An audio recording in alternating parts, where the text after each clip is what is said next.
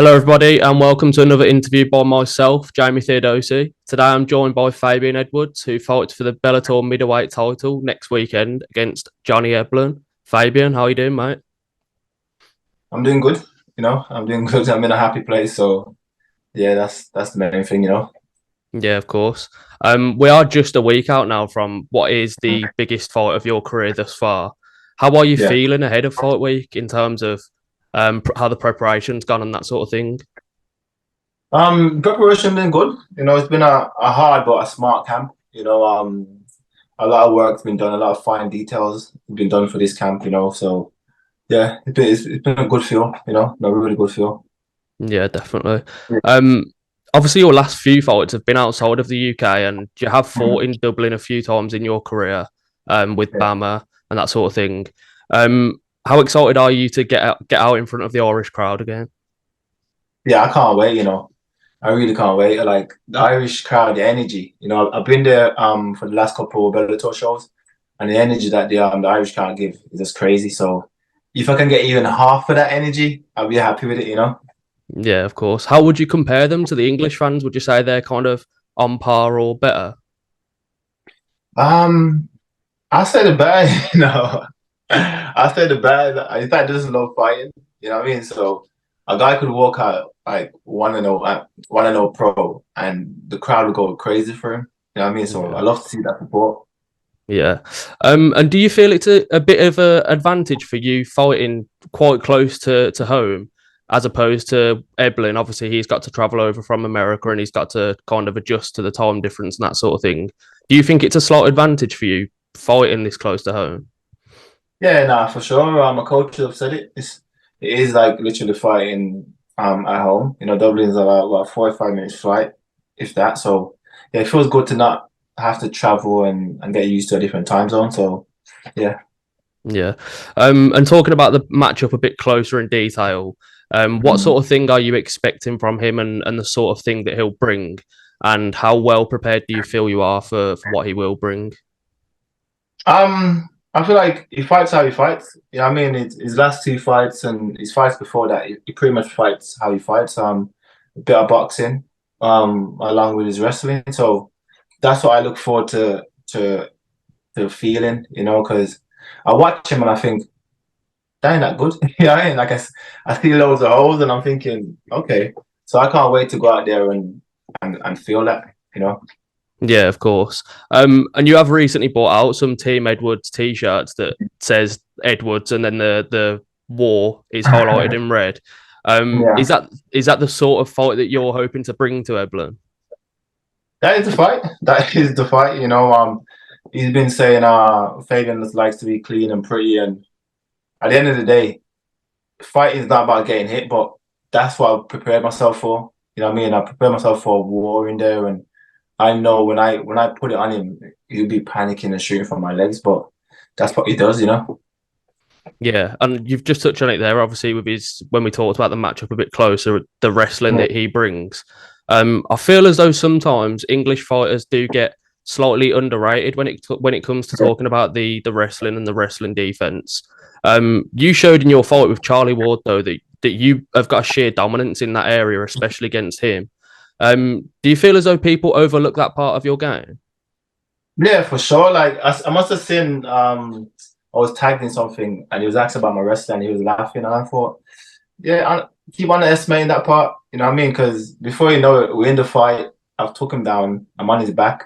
Let's see what he says then. So I'm going into this fight as a mixed martial artist. You know what I mean? I ain't trying to go in there as just a striker. So I look forward to going there and showing like, yeah, UK fighters got wrestling as well. Yeah, and in your last few fights, you've fought a couple of legends, and you've kind of adopted that Yeah. nickname of the Legend Killer. How much do you feel you've learned in those fights with, especially with Masasi and Machida? How much do you feel you've learned in those fights that have really helped you in this championship camp?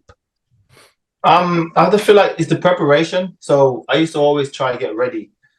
Like as soon as I get a fight and gets announced, I'm like, I need to be fit in 2 weeks. You know what I mean? Like I need to be fit and ready to go right now.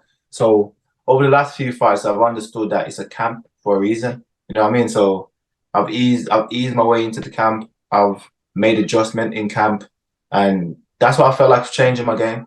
You know what I mean? It's constantly making adjustment through camps, and by the end of it, I feel like I'm right where I need to be.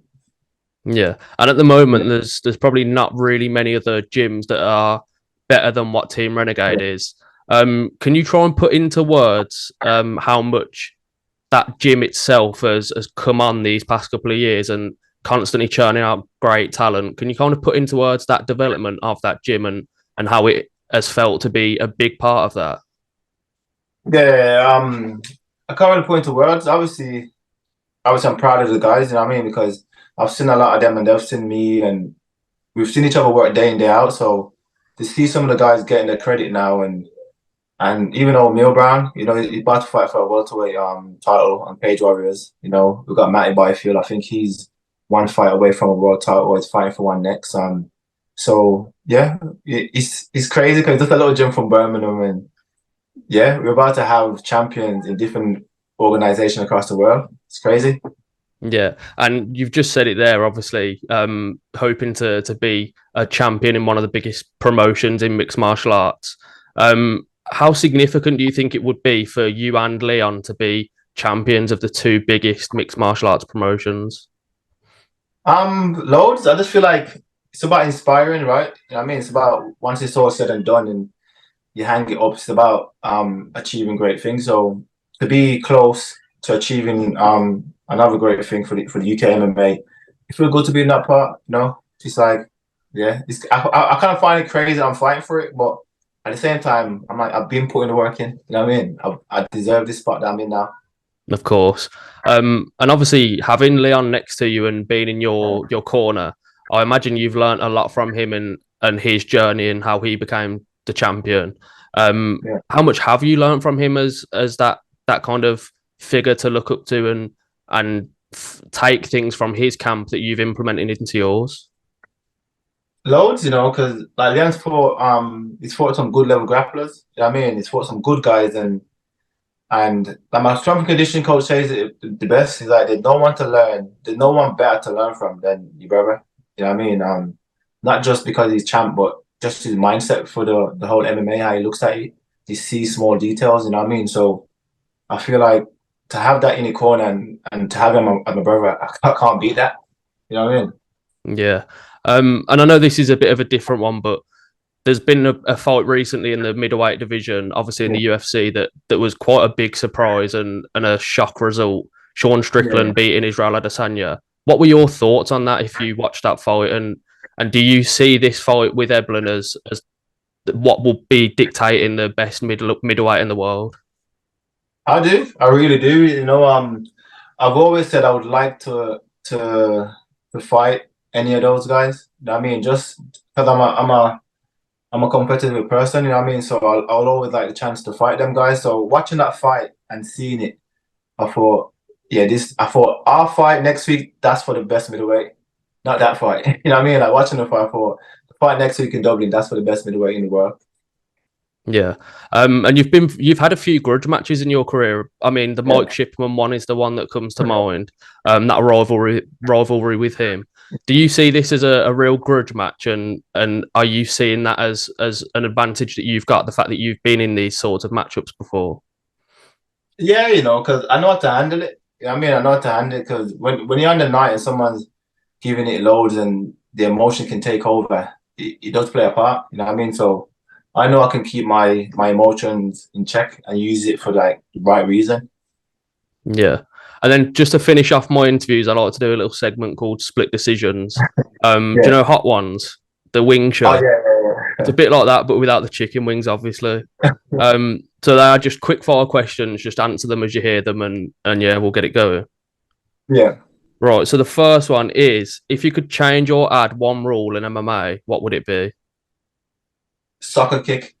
I was to Bellator. I had the soccer kick. Seriously? Really? See, somewhat another fighter gave me that answer before, and it kind of made me like grimace a bit because I imagine how do you feel like that would? Do you think it would add a lot more to your game? I think soccer kick on knees to the head. I think that should be allowed. Or the 12 to 6 elbows. That Should be allowed. that's the one that a lot of fighters say. if I can head kick you, then I should be able to 12-6. You know what I mean? Yeah, that's true. Yeah. The next one is if you could only eat one more meal for the rest of your life, but it gave the perfect nutrients, what would you eat? Well, that'd be a meal for my mom, and that'd be a Sweet mixed kitchen. meal. Sweet kitchens, that'd be a Yeah. sweet kitchen. That'd be jerk chicken with stewed chicken, white rice, steamed veg, and 2 dumplings. Yeah, that sounds nice. That'd be That it. sounds nice. I'm gonna have to get over to Sweet Kitchens to try You that. need The to. Fabian special. You need to. You need to. Yeah. The next one is you are at training and someone gives you the aux cord or the Bluetooth. What's one song that you play? Um, Definitely it'd be a Jamaican song first, so it'd be Skeng Switch Up. That's the one I walked out to in Paris. You know what I mean? Yeah. So yeah, that one. Yeah, nice. All right. So this one you can take it as you want to take it. You can be creative with it, or you can just take it for what it is. If you could make the perfect fighter from fighters from past and present, who would you use for the attributes of grappling, striking, heart, and IQ? Oh, so grappling. I think grappling it would be Khabib. Yeah. Um, heart, heart. Mm, heart. Who did I say? I said Max Holloway got a solid heart, innit? Max Yeah, Holloway's Max Holloway's got a chin. yeah, He's he got a never chin and been a knocked heart. down. You know what I mean? He's a solid guy. What's the other ones? So striking, Striking. I say my brother. My brother's striking IQ. You know what I mean? I know people say the volume is not crazy, but it's his IQ.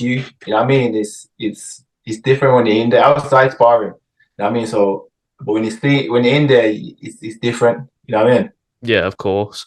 And then the last one was IQ, but I can't. I think that probably goes into the answer that you've just given, doesn't it? Yeah, I think that's really young. Like I feel like people don't give him enough credit for his fight IQ. Mm. Like it's not physical, but it's how he tries to set people up in there and what he sees in there that is different. You know what I mean? Yeah, I mean, you should probably charge people to see the sparring footage between you two. You should put it on pay per view.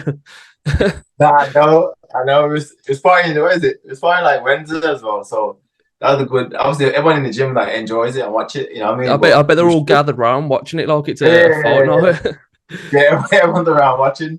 You know what I Yeah, mean? People pay-per-view rounds. exactly. If you could travel to any place in the world right now, where would you travel to? Jamaica. Yeah. When was Jamaica. the last time you've been back to Jamaica? Have you been back recently or? Nah, I ain't been back recently, but I've already I'm going back in December. So yeah. And you're hoping to take that gold belt round to Jamaica and Yeah, for sure, man. For sure. I'm definitely gonna take the belt. Take the belt, have some rum, you know what I mean, on the beach. yeah, some jerk chicken, yeah. That chicken, you know what I mean? Yeah. If you could go for a drink with anyone in the world right now, who would you pick? Could be dead or alive. They're alive. James Brown. No. Yeah. Yeah, he seems like a mad character. He does. I've been listening to his music and his videos. He seems like a mad character. So That's that'll be fun.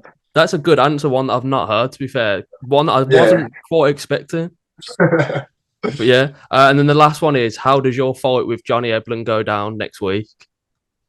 Like I say, I've said it. I see it to vision of it, and that's either second or third round TKO, or 5 rounds where I control everything in the fight, and that's what I see.